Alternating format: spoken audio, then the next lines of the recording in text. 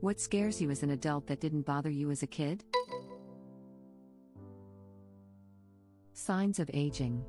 When you're a kid, getting older means new and exciting changes. When you're in your 30s plus, it means far less fun things. I don't really sweat the cosmetic ones. I just try to think about the first lines to show up on my face were the ones you get from laughing. That feels right to me. The tendons in my legs not bouncing back from a walk or run, that I could do without. I don't mind the gray hairs. That's just showing I have some experience. But if those hairs start to run away, I'm going to be a whole lot less okay with it. I'm starting to get the "you've done the same job for 20 years" soreness. Those don't disappear as easily as before. Needing help or advice. I'm a grown adult now, 34, and my mom and dad have since passed on. When I run into a problem with an appliance or a home repair or need help with a recipe, it always takes me a minute to remember they aren't here anymore. Really sucks having no one to lean on when things get hard. My mom used to just give me $100 without question when I'd be hard up for money. No more bank of mom. If I run out of money now, I'm just effed until payday. Edit. Thank you all for your kind words and advice. I don't know if this will help or not, but there's a YouTube channel where it's just a dad recording how to do things. Like basic plumbing or electrical. I'm only 19, but he has helped me out a couple of times when I couldn't find anyone nearby that had the answers. I'm a 41-year-old father, and if there's anything I can help you with, don't hesitate to ask. I don't have much to say, but I am sorry. It's a hard reality. Just remember, there's a bottom to every problem. It might be really far down, but it's there. And at least we live in this time period with the internet. Traveling in a car, especially if I'm not the one driving. 7-year-old me, man, it's amazing how many adults are smart enough to run hundreds of cars around the city going super fast and not hit each other. Adult me, Adult me, it's amazing how all these effing idiots don't kill themselves. I have noticed that my severity of curse words I use while driving goes up a notch compared to when I am not driving. I never used to be like that until I passed my test. Now I feel myself putting my foot down on an imaginary brake when in the passenger seat. I was a perfectly happy passenger until I learned to drive. I get horrible anxiety now and end up braking from the passenger seat too and bracing myself when we're behind another car. The fruit of the knowledge of good and evil. When there wasn't knowing, there was trust, and trust was enough. But the fruit is desirable until tasted. By far the most dangerous routine activity most of us take part in. Jumping down from a height greater than a few feet. As a kid I could jump off a roof and roll with it. Nowadays if I land funny I fear I'll be paralyzed for life. I remember challenging friends at school to see how many stairs we could jump down. The thought fills me with dread now. Imagine landing with your heel on the last step, or your knee going sideways. We used to jump down entire staircases in those stairwells in grade school. What is wrong with children? Their bodies are more malleable so they can absorb the impacts better. They also don't weigh very much so they don't generate as much force when falling. And also have lighter brains not capable of weighing cost-benefit analysis. I forgot we used to do this too. Think the bones in my legs would end up in my stomach if I attempted it now. When I was 13, my brother and I jumped from our roof onto the trampoline. Now I get into a seated position on the truck tailgate before sliding off the remaining 6 inches. And yet I still need to let out a moan and groan when I do even that. Damn, now imagine what 8 inches would do. Buy me a beer and you'll find out. Take your damn upvote and call your mother. Never mind the upvote, I've got your beer right here, winking face. I can provide some of the inches, but someone else is going to have to pick up the other 7. About the same age, jumped off the roof onto the trampoline, but, plot twist, we had a lawn sprinkler under it, so you landed on a wet trampoline. We were geniuses. Now I can barely walk downstairs without freaking out that I will fall and break my neck. Oh, I did one better. I put the sprinkler under it and put a bunch of bubble bath soap on it, and then used it to slip and bounce into the pool beside it. Seemed like a great idea at the time, and it sure was fun. I miss feeling like a human rubber band when I do active things. I'm still pretty athletic and I stay in good shape, but after 1 or 2 sports knee injuries in high school, I could no longer fall on my body any way I wanted. Heck, I miss being able to go to sleep without somehow managing to injure my neck and or back laughing out loud. If I ever find myself in the situation I need to jump from a height, I have to assess the likelihood of fall damage. Wasn't much of an issue when I was younger.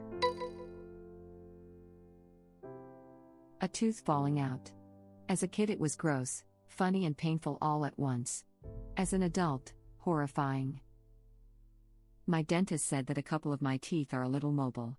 Then he said it's nothing to really worry about, as if hearing teeth and mobile in the same sentence is ever good. I had surgery a couple of months ago. When I woke up, I had a gash cut into my lower back gum about half an inch long. My very back lower tooth was also loose. I could wiggle it with my fingers. I was terrified. 2 different dentists took x-rays and told me no big deal, but I was mortified. Took about a month, but the gash healed and the tooth tightened up. How does that happen? In addition to the gums and bone, there's also ligaments that help hold the tooth in place. Those can get injured and cause pain and looseness. They do heal up over time, though. This actually makes me feel somewhat better about those times where I would randomly feel one of my teeth wiggle more than I expect. Underrated comment. Scariest thing in this thread. I chipped a tooth like 2 years ago and I was sick to my stomach about it for an irrationally long time. Picked up a piece of candy out of a dish at work in February. I thought it was spree hearts. They were heart-shaped, everlasting gobstoppers. Chipped a tooth and spent a week in a cloud of depression about how effing stupid I had been. Dentist said it's NBD, but I still hate myself about it. I didn't realize until after I chipped one of my front teeth that there's no easy fix for it. Sure, you can get a veneer or something, but there's nothing you can do to actually fix a chipped tooth. At least the technology for filling/bonding for broken teeth are much better than they used to be. I chipped a front tooth in the 90s as a kid and they'd just slap on a non-color matching composite that kept falling off every year and needing a new $1. Now, you can't even see a crack, it matches perfectly and hasn't budged in years. I finally eat normally again, lol. I totally agree with you, but just adding, props to the advances in dental technology now versus even 20 years ago. I have a dental prosthetic that's basically 2 false front teeth attached to a retainer. I've had it since I was 14 and got it through my parents' insurance. I'm 29 now and absolutely terrified of losing it, breaking it, because I could not afford to replace this thing. My parents' mortality. I've already done the please don't die before I get to the hospital plane flight. Thankfully that was not the case. For now. This one is kind of weird for me but completely true, because when you are a child, you see for parents' mortality as something so far away and that eventually you will be prepared, but is never the case. Recently my grandmother died after a long disease and what it struck me the most was the reaction from my mom. She said no somos nada, we are nothing. She was devastated, and then it comes to my mind, one day I would be the one on her shoes and she will be on the coffin. The hard part is that is the best result, that you bury your parents, not the other way around. You're never too old to want your mom. I knew a 101-year-old. When her mind went a bit, she told me her mom and dad were coming to pick her up. I hope they really were. Just before my grandfather died, he kept telling us that he had to go because his parents were waiting for him. I've heard other recounts of similar things happening close to death. My mom's mom died when I was a toddler. At a funeral for someone else when I was an adult, my mom said if she knew how painful losing her mom was going to be, she wouldn't have had kids. My dad died last year and it was so acutely painful for the first 6 to 9 months, like someone had eviscerated my heart, although it's still painful but less sharp and more kick in the nuts aching. There were so many nights where I wondered if it would be better to disappear before my then baby son really got attached to me, for exactly the reason you described. I wouldn't kill myself, but grief and suddenly losing someone you love makes you think funny things. The price of a love that great is a loss equally as great. Same. As a kid you think they're immortal. Now my parents are getting into their mid-70s, I worry all the time about their health. Every time they go to the doctors you get the anxiety of wondering if it's something serious. Not being able to say goodbye is a new fear I now have. My parents are just starting to noticeably age for me and they moved a few states away. This is suddenly a real thing that could happen one day. I was exposed to death pretty early as a kid. My cousin died when we were both 12, my aunt and grandma died before I got out of high school classmates died young in accidents, all my grandparents were dead before I finished college, and by the time I got out of college my dad was already sporting gray hair and a bad back. Add on to that the fact that my parents had kids late, and my dad was already in his mid-50s before I left elementary school. I kind of internalized my parents will die along with the rest of the older members of my family and I will be around to see it very early. My parents' deaths will be sad for me, but I don't fear it the way I would have if I hadn't seen so much death so young and known it was coming. I fear ever having to see the deaths of my significant other and younger brother much more than my parents, because I'm much less prepared for that mentally. My whole life I was terrified at the idea of losing a spouse. I'd see movies and try to wrap my head around it, but it was just so awful. Flash forward, my husband and I got married on our 10-year anniversary of dating, and less than 4 months later he died of cancer that we didn't know about until the last 6 weeks of his life. It was a loss, darkness and desperation I didn't think was humanly possible without dying from it. A few months later my mom died pretty suddenly, and it was a level of existence I can only explain as not exactly suicidal, but if I misstepped and a bus hit me I would have been just fine with it. I'm alive and caregiver for a gentleman with developmental disabilities, and I've been here with him for 16 years now, and needing to be on this planet for him was the only reason I didn't kill myself outright. Then I had a heart attack and was posed with the question of fixing it or not, and to the doctor's shock, I had to think it over for a few hours. I got it fixed and things have gotten better with time. It's been almost 6 years since my husband died and I'm feeling so much better, though I don't know if I'll ever be 100%, again emotionally. Other people's driving. I can barely sit through a car ride with my dad now without grabbing the oh crap bar. I felt that for a long time after driving for many years, but I recently realized I just don't trust other people's judgments on what to do in situations. Yup, I volunteer to drive most times because I truly just only trust myself, and something about me just wanting myself in the driver's crap if an accident was about to happen. I can barely concentrate on anything when I'm in the passenger seat. I don't want to be in anyone's crap. Head injuries. As a kid, I thought broken bones were the big thing to worry about, because I could visualize what that was. I had no sense for the severity of brain injuries. As an adult, protecting my noggin is my number one injury concern, because the human machine don't work with a damaged processor. Everything that you are and respect is contained in this tiny dome. One false move and you can become a monster to your peers, or a burden to your loved ones. It's pretty scary to consider that. This is actually something I've dealt with to an extent.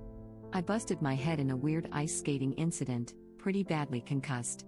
The people close to me around that time said I completely changed as a person following that. Lost a lot of friends. I only have very faint memories from before, and rely on others to jog my memory a bit.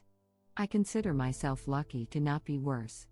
But I can't help but wonder how I'd react if I could somehow meet myself before that. Also, I didn't have ADHD before, but I do now. That's fun laughing my butt off. Also, I didn't have ADHD before, but I do now. That's fun laughing my butt off. I'm sure there are scientists who'd love to talk to you about this. If you can trigger ADHD with a brain injury, maybe you could treat it without medication in non-injured brains. I mentioned it to the doctor I saw for post-concussion syndrome, and he said it's known to happen occasionally. From my understanding, it's an active study. I'll definitely hit up some colleges or something with my case and see if they'd like info.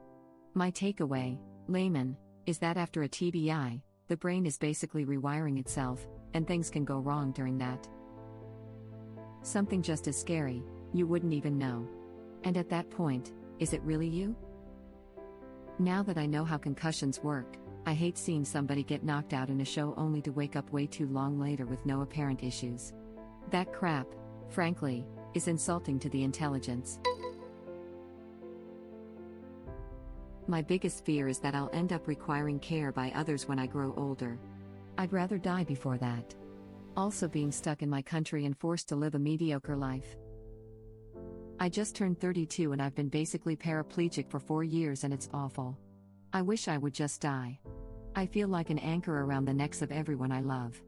They would mourn, but then they could just live their lives instead of carrying me around. I turned 63 this year and I've been a paraplegic for 40 years. I wish I could tell you it gets better. It doesn't. We get to have all the problems of aging and the problems of paraplegia. The only thing you can change is your attitude. When I found out back in 1980 that I'd never walk again, I cried, then dried my face and decided to get on with it. F it. I'll do what I can with what I got. Best wishes on life's endeavors. How are your muscles and joints doing? I'm 43 and transfers are getting harder for me. It's the main thing I'm worried about. 47 and 12 years para. Still going okay with transfers. Keep your weight under control and exercise as much as possible. Not looking forward to when I can't do everything myself, so trying to keep that day as far in the future as I can. Props for making it to 63. You're a effing hero, I don't care what anyone else says. Now make it to 83 and be a legend. Make it to 103 and be a myth. They will miss you. They will. My disabled stepdaughter died a few months ago. Now we can go out without worrying who will watch her. We don't have to call off work when she's ill again. And we would suffer all the inconveniences 1,000 times over if it meant we could keep her in our lives. Yes. If someone cares for you, you're absolutely an anchor. An anchor for love and compassion and giving a crap about someone other than yourself. It's like, yeah, great, I can do all the crap I wanted to do now. Not that I want to anymore. I am so sorry for your loss. Your family carries you because they love you. You aren't an anchor, you're an integral part of your family. My fiancé is a quadriplegic. I have known him for almost 3 years and have lived with him for 2 years. He was paralyzed when he was 23 and is now 45. Please don't give up. He is the most amazing man that I've ever known, and I would have missed out on so much in life if he weren't around. He struggled for several years after his accident but found help in counseling. Please know how much you are loved, and you are not a burden to those who love you. Dude, talk to someone. Paraplegics can live very full lives. Where I live they have adaptive skiing, adaptive kayaking, adaptive mountain biking, etc. There's basketball and marathons and all kinds of opportunities.